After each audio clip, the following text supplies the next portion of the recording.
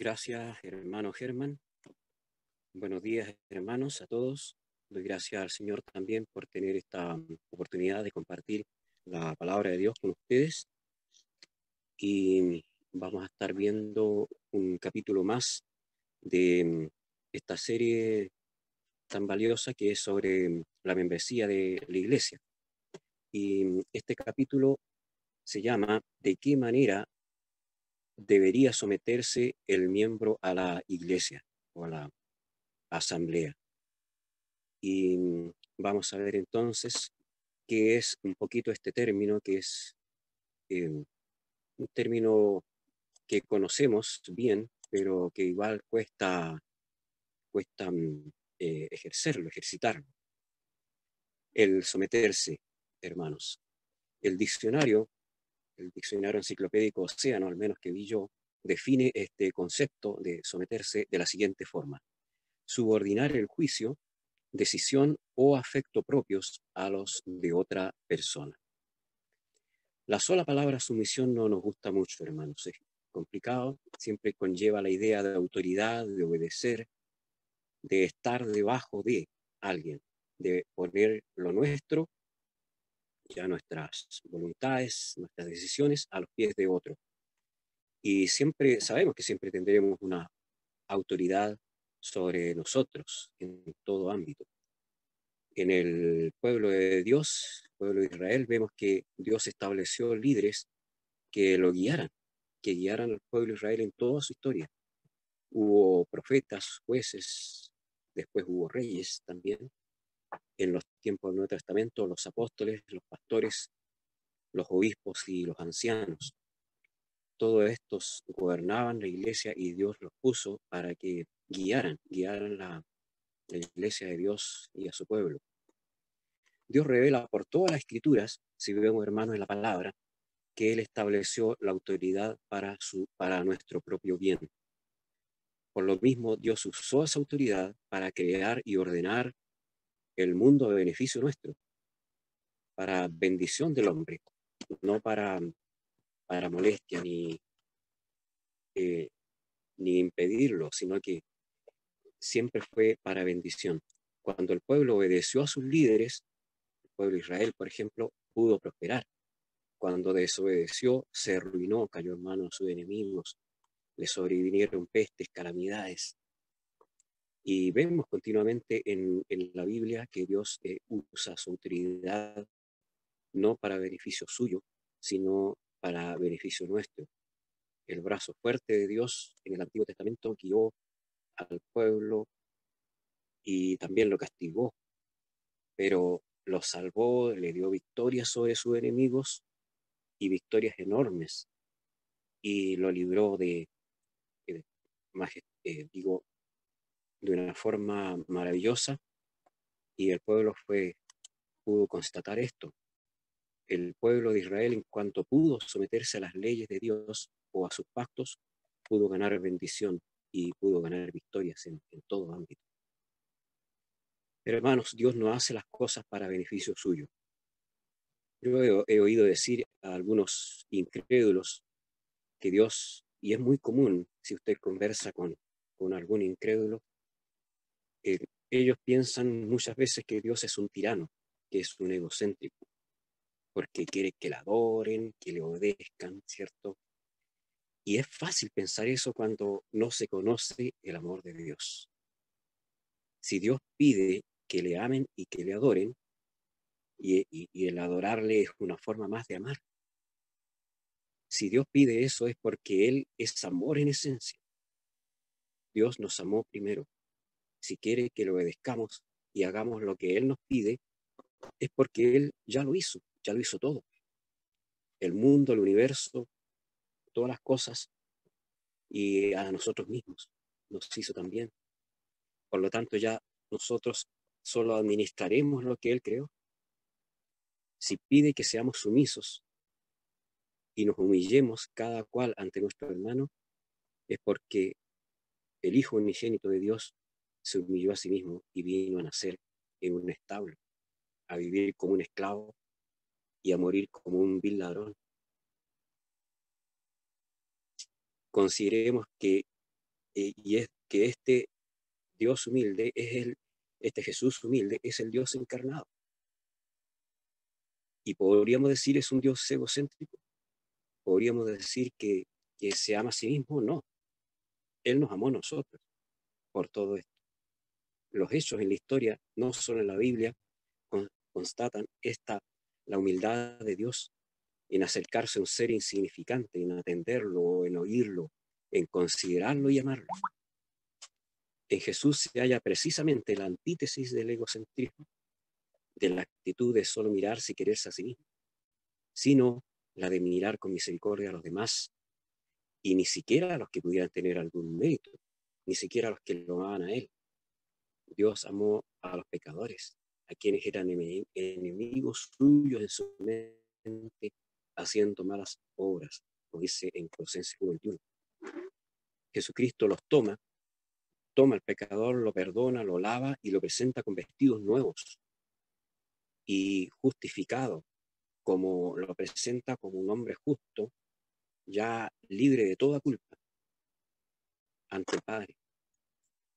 Y la misma Biblia constata esto. Ya no está el acta de decretos que condenaba al cristiano, al creyente, sino que está la carta de bienvenida al reino de los cielos, y que está representada en su iglesia, en el puesto fronterizo que hemos visto, que es la iglesia local. Hermoso. Del mismo modo que se humilló Jesús, Dios quiere que su iglesia, sus hijos, sean humildes, obedezcan, se sometan a sus líderes y no busquen humillar u oprimir a sus hermanos ni enseñorearse sobre ellos con una autoridad despótica, sino que pastoreen a sus hermanos, sometiéndose juntamente con ellos al Señor. Esa es la voluntad de Dios. Así y todo, la palabra sumisión nos cuesta aceptarla, es una de las cosas que se pide al creyente en toda la Biblia, pero cuesta ejercitarla. Entonces, vamos a estudiar ahora de qué manera debiera someterse el miembro de la iglesia local. Les invito a orar para pedir la dirección de nuestro Dios.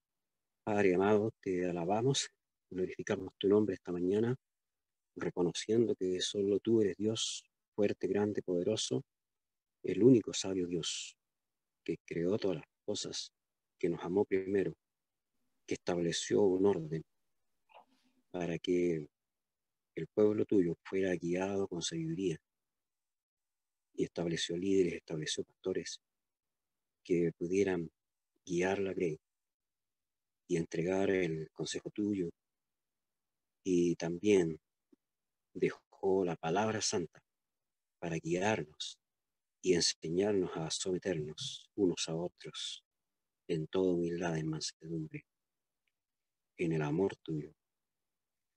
Rogamos nos guíes ahora, esta mañana, a comprender lo que se pide de nosotros en este aspecto, y que podamos ser sabios en obedecer tu voz y en guardar tu palabra santa.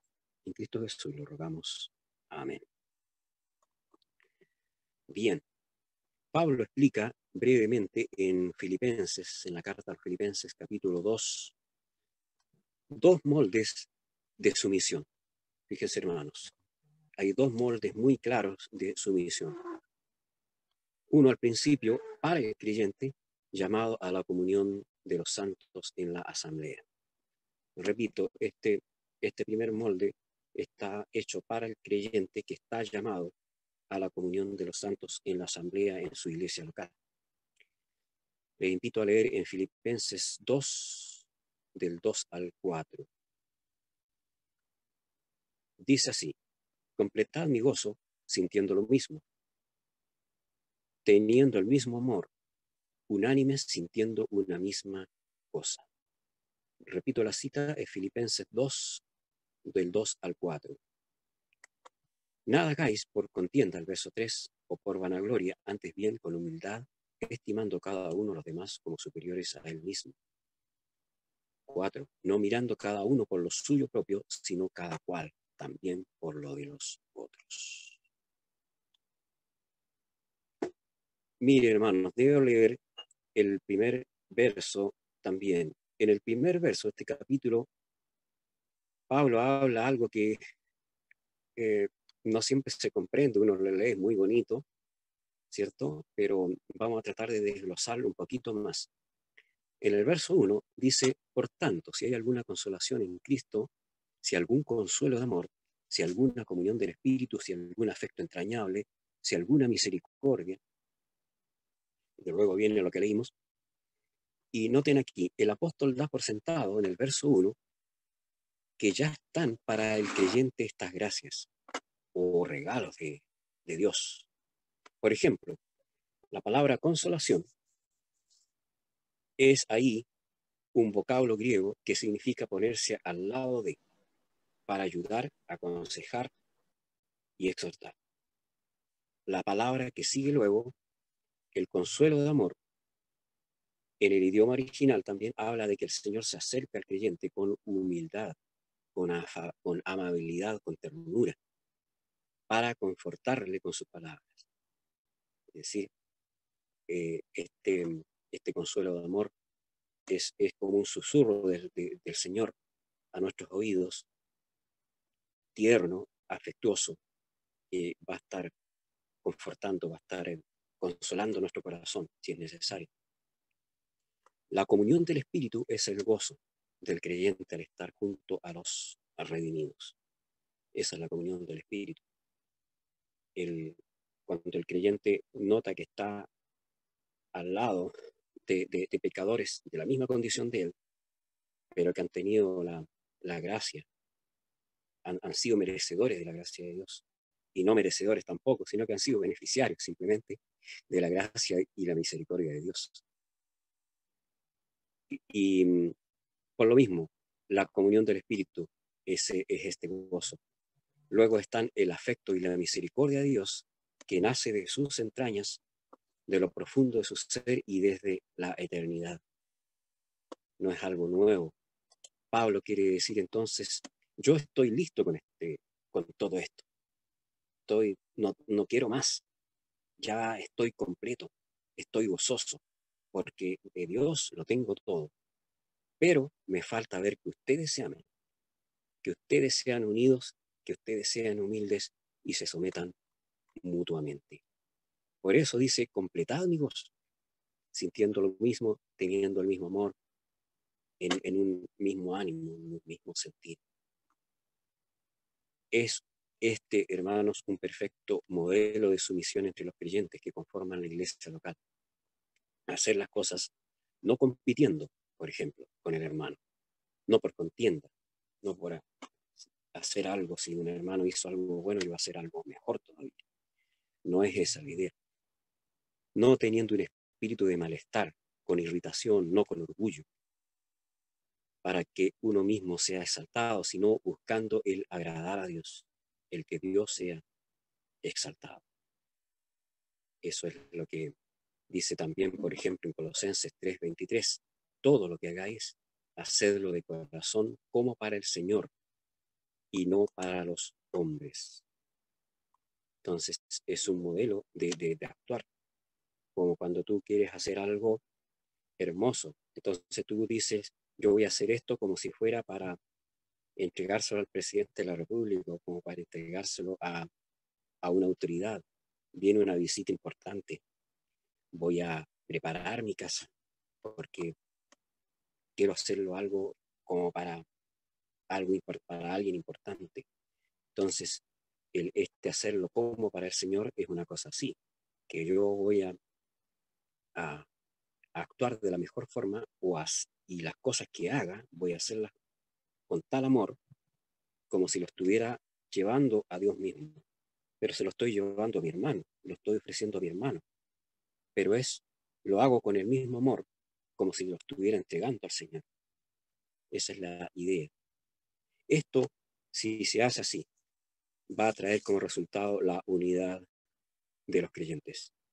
El actuar con un espíritu de humildad, no imponiéndose a los hermanos, no enseñoreándose sobre ellos, sino estimándole y considerándoles como superiores a nosotros mismos. Mi hermano, cualquier hermano mío, es capaz de entregarme el consejo mío, de aconsejarme de hablarme de tal forma que yo voy a apreciar tanto esas palabras, porque es un hermano querido, es un hijo de Dios redimido por su sangre, igual que yo. Esto va a traer también un acercamiento mutuo, un amor, una consideración mutua. Ya no voy a estar mirando yo solo a mí mismo, a ver, pucha, cuánto progreso este año, sino que voy a estar viendo cuánto progresa mis hermanos también. Eh, Va a producir que tengamos este consuelo de amor cuando el Señor se acerca a los creyentes con ternura para confortarles con sus palabras de caricia, de amor. Es este molde, hermanos, en este cuadro de humildad hay un desafío también a una unidad en el sentir. Si revisamos bien las palabras originales, veremos que hablan de pensar del mismo modo, de ser un alma con el mismo amor, con el mismo propósito, tener un mismo sentir. Entonces, eh, ¿podría uno enaltecerse? ¿Podría uno estimar en menos a un hermano? Eso ese no debe ser, ¿cierto? Sino que debe ser algo que produzca en nosotros una estima sincera hacia los demás y un deseo de servir. Quiero contarles que años atrás pude estar, por la gracia de Dios, pude ser invitado a una conferencia de pastores en Argentina. Bueno, ya yo nada que ver ahí, pero quisieron en esa ocasión invitar a algunos oficiales de la iglesia y, y bueno, fuimos con ellos en el bus para allá, un lindo viaje, y llegando allá, en un recinto muy hermoso, grande, entramos a un salón de conferencias, que en un sector tenía también el casino, con un cómodo mesón donde habían unas cafeteras, sifones con agua, leche, etc. Y al acercarme para servirme un café, veo que viene muy atento un gringo alto, delgado, y me ofrece agua, después me ofrece la leche, me alcanzaba todas las cosas, y me trata muy amablemente. Yo dije, ¿quién será? ¿Quién será este hermano? Debe ser alguien de acá de, del staff, no sé. Y para sorpresa mía, era uno de los conferencistas que iba a estar enseñando a los pastores de Argentina, Chile y Uruguay toda esa semana. Él había comenzado enseñándome algo tan valioso como la humildad y el sometimiento de los miembros. Los cristianos, cuando se unen realmente a una iglesia, es cuando también están dispuestos a someterse a ella, a sus normas, a su forma de vida, a su comunión, a, a su forma de adorar, etc. Y eso es estar dispuesto también, eso va a implicar estar dispuestos a doblegar su carácter, sus intereses personales, sus prioridades para servir a los demás, sus hermanos en Cristo, que son los demás miembros de la asamblea, pero que son sus hermanos. Pocas veces he visto, por ejemplo, en una reunión de miembros, que se haga un acuerdo y haya varios que no estén de acuerdo, como es normal, pero que uno de estos se levante y diga, bueno, no estoy de acuerdo, pastor, pero me someto. Voy a soportar que no se haga lo que yo quería, pero me someteré por amor al Señor y a mis hermanos. No mirando, dice la palabra, cada uno por lo suyo propio, sino cada cual también por lo de los otros. Después de todo, Jesús ha otorgado a las iglesias la autoridad de atar y desatar, como hemos estudiado anteriormente. Y esta autoridad se le da a la iglesia para que la ejerza en la tierra, lo que significa que los cristianos, los creyentes, se deben someter a ellas con un acto de sumisión también a Cristo. El creyente que ama al Señor podrá someterse en el amor del Señor también, en su gracia, porque también tememos a Dios. El creyente que teme a Dios y ama a Dios va a estar también sometido a Él. En Efesios 5:21, por ejemplo, habla de esto: someteos unos a otros en el temor de Dios. Nuestra sumisión, hermanos, nuestra humildad no es nada comparada con la que Cristo Jesús nos mostró en el segundo cuadro de sumisión, que nos muestra Filipenses 2, del 5 al 11. Este es el segundo cuadro, o el segundo molde de sumisión. Filipenses 2, del 5 al 11. Haya pues en vosotros este sentir que hubo también en Cristo Jesús, el cual siendo en forma de Dios, no estimó el ser igual a Dios como cosa a que aferrarse, sino que se despojó a sí mismo, tomando forma de siervo, hecho semejante a los hombres, y estando en la condición de hombre, se humilló a sí mismo, haciéndose obediente hasta la muerte, y muerte de cruz. Por lo cual Dios también le exaltó hasta lo sumo, y le dio un nombre, que es sobre todo nombre, para que en el nombre de Jesús se doble toda rodilla de los que están en los cielos y en la tierra, y debajo de la tierra, y toda lengua confiese que Jesucristo es el Señor, para gloria de Dios Padre.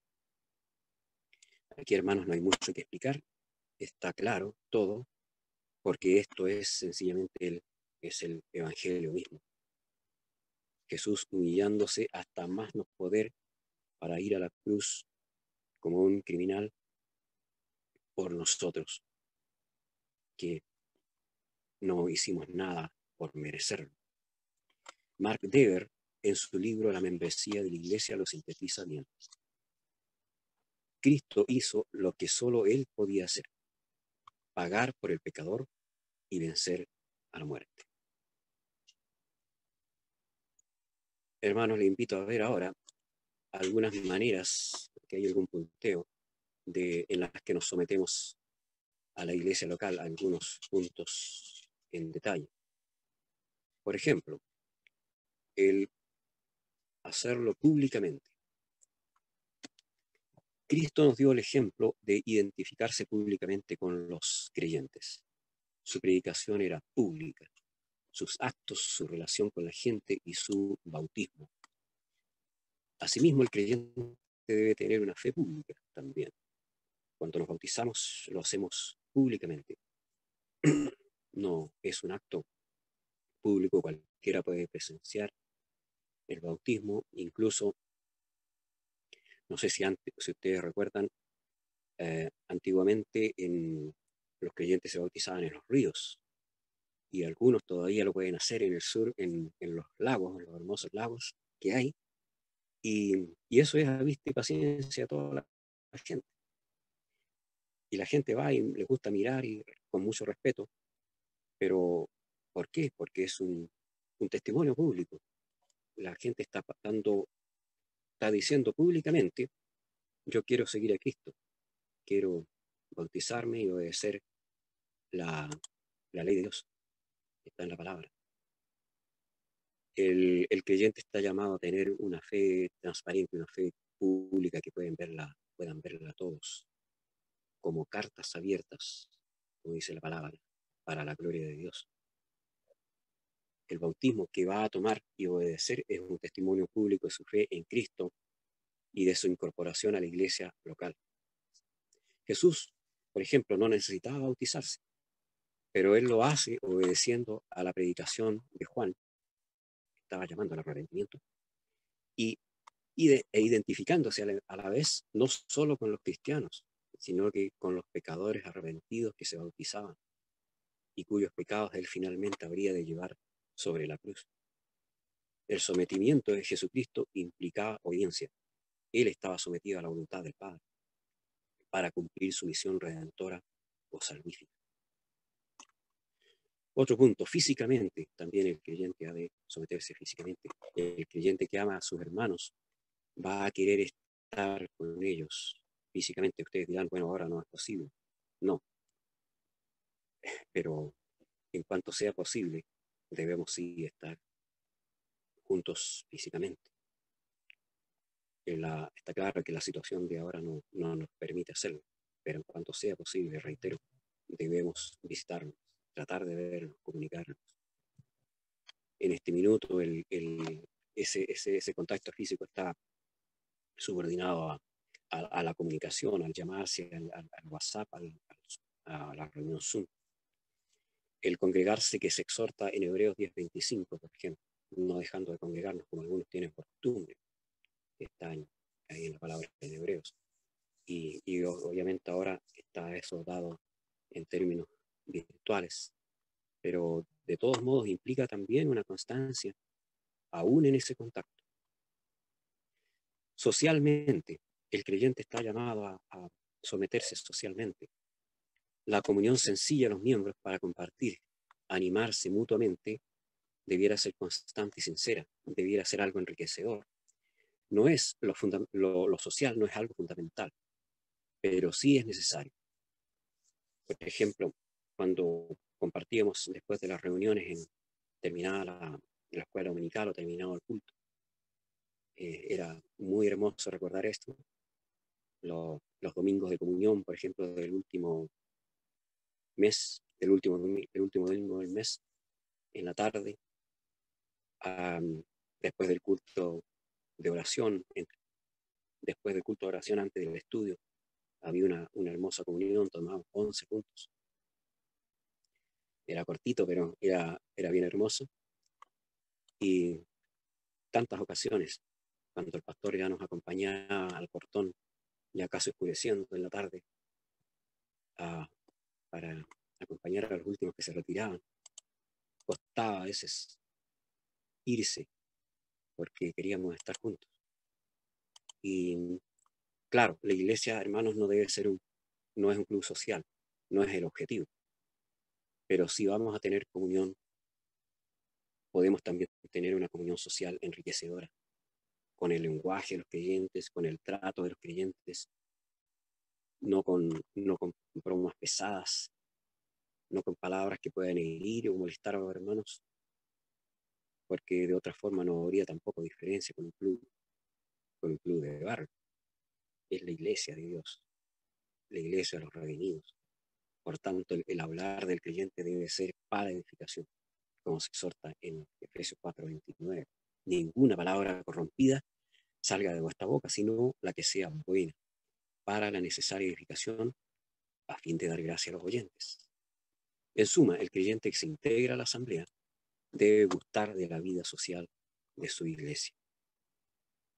No va a ser el objetivo lo social, ni se interpondrá al objetivo de adorar al Señor y compartir el alimento espiritual, pero también es importante que en la vida social nos animemos mutuamente a vivir la vida espiritual.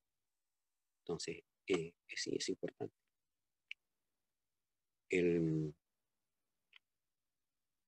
Financieramente, también el creyente comprometido que ama a su iglesia va a estar compartiendo también sus finanzas por amor también al Señor. Dice en 1 Corintios 16:1, en cuanto a la ofrenda para los santos, haced vosotros también de la manera que ordené en las iglesias de Galacia. Cada primer día de la semana, cada uno de vosotros ponga aparte algo, según haya prosperado, guardándolo, para que cuando yo llegue, no se recojan entonces ofrendas. Esto ya está en Romanos 15:26. Por tanto, la ofrenda para los santos es algo bíblico, es algo que el creyente participó en la iglesia primitiva, participó con gozo, de buena voluntad. Y, y Pablo está exhortando también a, a ofrendar de esa forma, ya con un corazón alegre. Así también ordenó el Señor a los que anuncian el Evangelio que vivan del Evangelio. 1 Corintios 9:14. Quienes van a trabajar, quienes van a ser obreros en la obra, merecen vivir también que sean sustentados por los creyentes que son beneficiados. En el participar del creyente, de las ofrendas, perdón, el creyente va a tener la bendición, hermanos, de ver frutos, bendiciones, va a poder participar con gozo del avance en la obra, porque se va a sentir partícipe. Yo estoy colaborando con la gracia de Dios y pueda estar en comunión, ¿cierto? Disfrutar de estas bendiciones. El, el bienestar de su pastor es importante, y el creyente que va a estar colaborando va a sentirse partícipe también, va a sentir ese gozo de tener a su pastor en buenas condiciones, que pueda estar viviendo bien, que no les falte nada. Va a poder ver, por ejemplo, su templo, que está hermoso, que se puede mantener de una buena forma. Quiero contarles que tiempo atrás ofrendábamos para la obra de Alto Hospicio, donde está el pastor Héctor Meneses, y por varios años en Misiones teníamos la costumbre de hacer una reunión especial, un domingo misionero, y toda esa ofrenda se entregaba, se mandaba, después se depositaba a la cuenta del pastor Héctor allá en Iquique, al interior, Alto Hospicio. Y recuerdo una ocasión que se celebró un domingo misionero, y en la semana que siguió se envió esta ofrenda por depósito bancario. Esta ofrenda no era un gran monto, pero sucedió algo especial para la gloria del Señor, como lo contó el pastor mismo Héctor Meneses tiempo después. Él necesitaba comprar unos neumáticos para su vehículo, urgentemente, pero no tenía el dinero. Y uno de esos días fue al supermercado y vio que estaba el juego neumático en unos 86,000 pesos, algo así. Y antes de que él se fuera del recinto, recibió una llamada de Santiago. Era un hermano de la iglesia del Bosque que le avisaba que se había depositado una ofrenda de 86,000 pesos a su cuenta. Él lo contó después con mucho gozo y gratitud para la iglesia. Pero quienes pudimos ofrendar, yo creo que teníamos casi más gozo que él, porque éramos partícipes de esa bendición. Y es así, hermanos, cuando tú eres partícipe de tus ofrendas, de tu diezmo, de tu aporte financiero, vas a estar disfrutando de esas bendiciones y, y sintiéndote parte de la obra, del sostenimiento de la obra, lo cual es importantísimo. En Gálatas 6:10 se nos dice: así que según tengamos oportunidad, hagamos bien a todos, y mayormente a los de la familia de la fe. Aquí hay otro aspecto que también es importante, y es algo que no es fácil también sostener. Dice: el miembro de la asamblea debe someterse en cuanto a los principios éticos de esta, ¿ya? Que habrán de ser también los mismos principios bíblicos, los principios que Dios establece en la palabra, y que la asamblea los ha abrazado, los ha adoptado como propios, como parte de nuestra vida diaria. Hoy, hermano, en nuestra sociedad hay un concepto relativista de la ética, es decir, la ética, la forma de hacer bien las cosas, los principios que se llaman, son variables según la moda, según el ritmo de la sociedad, según la vida de la sociedad y según cómo reaccione la gente. Es muy relativo según la usanza actual. Por ejemplo, un ciudadano común va a ser éticamente correcto según actúe con los demás, pero según la reacción de los demás. Su actuar va a estar condicionado a la respuesta que haya en su medio.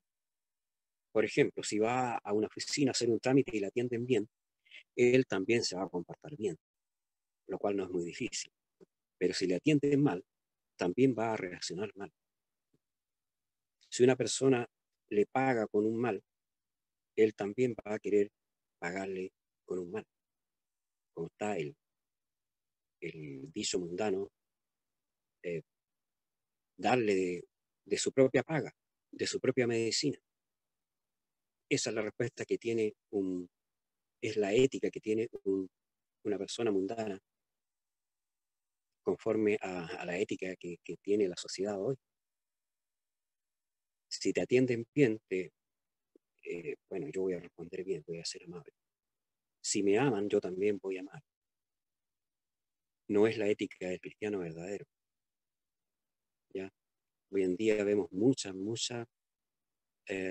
ética trastornada que está por el suelo en cuanto a la honestidad, por ejemplo.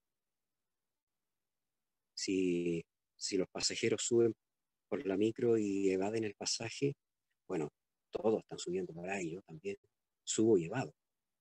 No es la ética del cristiano eso. ¿Ya? Si los demás todos lo están haciendo, no yo por eso voy a también seguir la corriente de lo que hacen todos y que está mal. La palabra dice, ama a tu prójimo como a ti mismo, pero no pone una condición. No dice si es que también te aman así. Si son buenos, si son correctos, tú lo vas a amar. No, simplemente dice, ama a tu prójimo como a ti mismo. También la palabra dice, no devuelvas mal por mal. No seas vencido de la ira. Vence con el bien el mal. Yo tampoco puedo estar entregando amor dependiendo de cómo me entreguen afecto mis hermanos. Simplemente yo debo amarlos siempre. No puedo servir a mis hermanos solo si ellos también me sirven. Dios amó al mundo de tal manera que no escatimó ni a su propio Hijo de la manera imposible, humanamente, que narra Juan 3:16. De esa manera amó Dios al mundo, conforme a la ética de Dios, conforme a la ética que ahora debiera tener la Iglesia de Cristo. Otro punto, espiritualmente. El creyente debe estar dispuesto a someterse espiritualmente, cuando está el consejo oportuno con base en la palabra de Dios, que se nos entrega oportunamente. Cualquier hermano, sea cual sea el cargo que tuviere, debemos aceptar su consejo espiritual con sumisión. Tenemos la orden del Señor de exhortarnos mutuamente, no dejando de congregarnos, sino exhortándonos. Y dice exhortándonos, no dice que nos debe exhortar el pastor.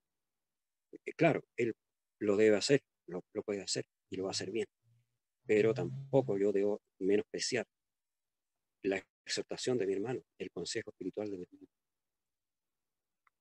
Dice, Pablo, por ejemplo, escribe a los hermanos de Colosas en 3:16 y le dice enseñándonos y exhortándoos unos a otros en toda sabiduría. Entonces vemos, hermanos, que esta participación de la palabra es algo colectivo, es algo entre todos, pero cuando tenemos un espíritu de sumisión, de aceptar lo que el hermano me va a aconsejar. Someternos espiritualmente debe ser el aceptar la palabra predicada, sea quien sea que la predique. Años atrás, en la década de los 80, llegó un misionero jovencito. En esos tiempos llegó a Chile, todavía permanece en nuestro país, y nuestro pastor de ese entonces lo invitó a nuestra iglesia. Y este misionero, hermanos, sin conocer la iglesia ni los problemas que había en la predicación, en la congregación, predicó del perdón y de cómo los hermanos debían perdonarse unos a otros en el amor del Señor. Saben que antes de que él terminara de predicar, comenzaron a levantarse algunos hermanos y hermanas y arrodillados frente a sus asientos, se pidieron perdón y luego se abrazaron, reconciliados. Este pastor no conocía la congregación, como había dicho. Pero a lo que voy, que tenemos que aceptar la palabra con su poder y lo que nos haya de corregir, sea quien la predique, debemos recibirla con sumisión. Recuerdo que en esa ocasión Dios obró notoriamente con la predicación de un pastor desconocido, pero sea como fuere, el miembro comprometido con su congregación debe valorar el consejo de Dios que le entregan sus pastores, sus líderes. No estoy diciendo que no va a valorar lo que van a entregarlo de afuera, pero sí también quien sea que exhorte la palabra debe ser valorada y considerada. Por eso dice considerándoos unos a otros en Hebreos 10:25, considerando lo que todo el accionar de nuestros hermanos y el consejo que nos van a entregar. Y hablando también de pastores, como lo era este hermano que nos exhortó, los miembros también deben someterse a ellos, a sus pastores. Hebreos 13:7 dice, acordaos de vuestros pastores que os hablaron la palabra de Dios. Considerad cuál haya sido el resultado de su conducta e imitad su fe. En el verso 17 del capítulo 13, obedeced a vuestros pastores y sujetaos a ellos, porque ellos velan por vuestras almas, como quienes han de dar cuenta, para que lo hagan con alegría y no quejándose, porque esto no es provechoso. Bueno, yo nunca he visto, gracias a Dios, un pastor que esté quejándose, sino que, gracias a Dios, lo hacen por buena voluntad y con amor a los creyentes. Pero la parte nuestra es de acordarnos de ellos, de considerarlos, imitar su fe, obedecerlos y sujetarnos a ellos. Y eso también habla de sumisión, de someterme al consejo de ellos, de respetar el consejo de ellos. Años atrás vino a la oficina de nuestro pastor una hermana, recuerdo una hermana de San Bernardo, a pedir el consejo del pastor. Y nuestro pastor le habló y la aconsejó con la palabra de Dios y con el consejo que necesitaba su vida.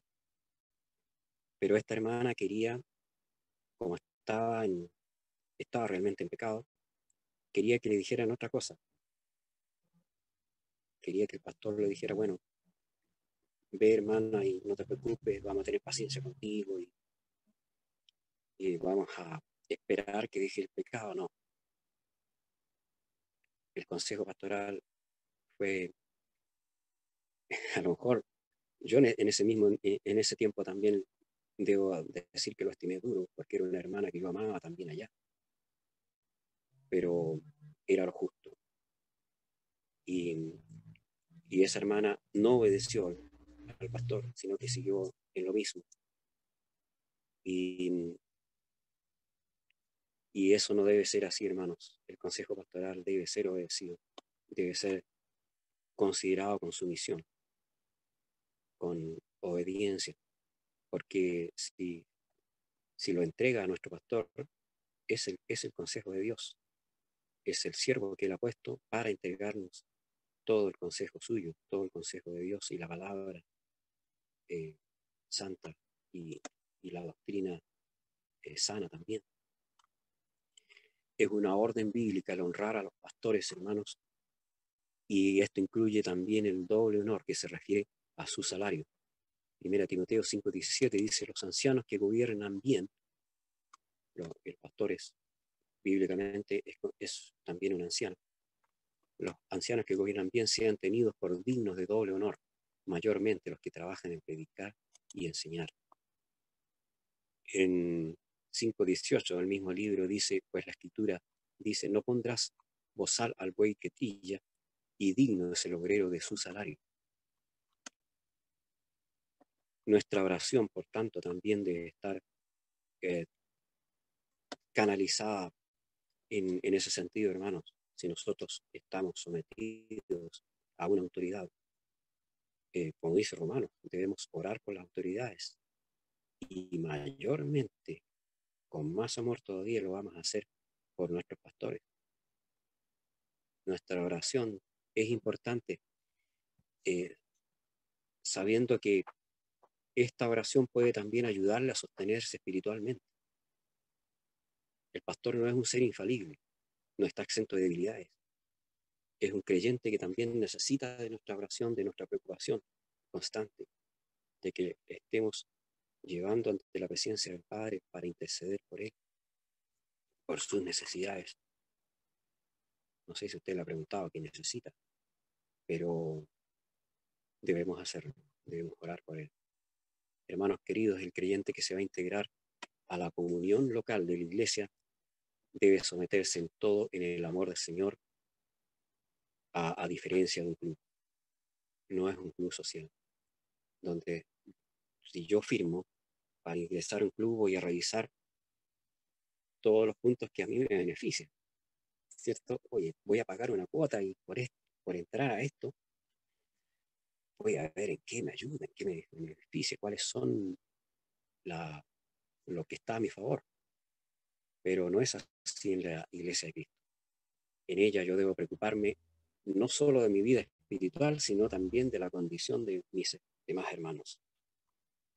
No mirando por lo suyo propio, sino cada cual también por lo de los otros. Quiero contarles otra cosa. Años atrás, hace unos 14 años, llegó una familia de hermanos del sur del país a nuestra congregación. Era una familia entera, el matrimonio, sus 3 hijos. Todos servían al Señor, pero había algo que les caracterizaba: su carácter sumiso, su voluntad de servicio, su amor al Señor. Era un buen ejemplo de familia. Y eso se reflejaba en sus testimonios también. Y sucedió, hermanos, que en ese tiempo las hermanas diaconisas tenían un programa de aseo en el que la iglesia se había comprometido a colaborar, toda la iglesia. El aseo de la iglesia debía hacerlo cada familia de la congregación, los días sábados, en un programa rotativo, y por supuesto, esta querida familia participaba en este servicio. Al principio todo marchó bien, pero pronto los hermanos comenzaron a fallar, a decaer en este compromiso. Y esta familia de que hablo reemplazaba sumisamente a los que no podían ir. Y me incluyo porque también fallé más de algún sábado. Estos hermanos terminaron casi solos haciendo el aseo, hasta que el diaconado de la iglesia decidió cambiar el método para mantener el templo. Gracias al Señor, esta familia persevera hasta el día de hoy. Y no se trata aquí, hermanos, de someternos a ellos, sino de someternos a la autoridad de la iglesia, sean diáconos, diaconisas, ancianos o el pastor. Porque cuando yo me someto a mis oficiales, estoy amando a Dios y a mis hermanos y lo estoy considerando a ellos. Si yo me hubiera sometido bíblicamente, no hubiera dejado de ir a hacer el aseo por amor a mis hermanos que tuvieron que llevar esta carga pesada. Y esas son las consecuencias. No puedo yo fiarme tampoco, hermanos queridos, de que si un hermano es humilde y es sumiso, yo me voy a aprovechar porque él va a hacer el servicio. Yo no puedo aprovecharme si un hermano tiene la disposición de servir y el día sábado el hermano dice trabajos. Y dice, bueno, no importa. Total, va a ir el hermano Orlando, va a ir Eddie, van a ir otros a trabajar y puedo quedarme. No puedo fiarme de eso. Si un hermano tiene la disposición de servicio, el espíritu de servicio, la sumisión de obedecer a sus líderes, yo debo colaborar y también someterme. Y como dice Gálatas 6:2, sobrellevad los unos las cargas de los otros y cumplid así la ley de Cristo. Y ese es el amor de Dios que se manifiesta en nuestros corazones para con nuestros hermanos, para que nos sometamos a nuestros hermanos. Si amamos a Dios, le vamos a amar a ellos. Primera Juan 4:11, amados, si Dios nos ha amado así, debemos también nosotros amarnos unos a otros. Y en 3:8 de Primera Juan dice, hijitos míos, no amemos de palabra ni de lengua, sino de hecho y en verdad. te invito a orar. Padre, gracias. Señor, te amamos y reconocemos cuán grande es tu amor para con nosotros, en que fuiste obediente hasta la muerte y muerte de cruz, porque nos amabas y porque nos amaste y nos amas. Y Señor, cuesta comprender ese amor, pero sabemos que lo hiciste por nosotros para salvarnos y solamente rogamos que nos ayude a someternos a tu autoridad, a ser creyentes sumisos, que también son sumisos a sus líderes en la iglesia, y no solo a los líderes, sino que unos a otros. Cada hermano mío es mi superior, cada hermano mío es a quien yo debo servir, como tú lo hiciste, que no viniste para ser servido, sino para servir. Padre, ayúdanos en esto, que en tu gracia podamos ser creyentes obedientes, sumisos a tu palabra, obedientes a tu voz. Lo rogamos por los méritos de nuestro amado Señor Jesús. Amén.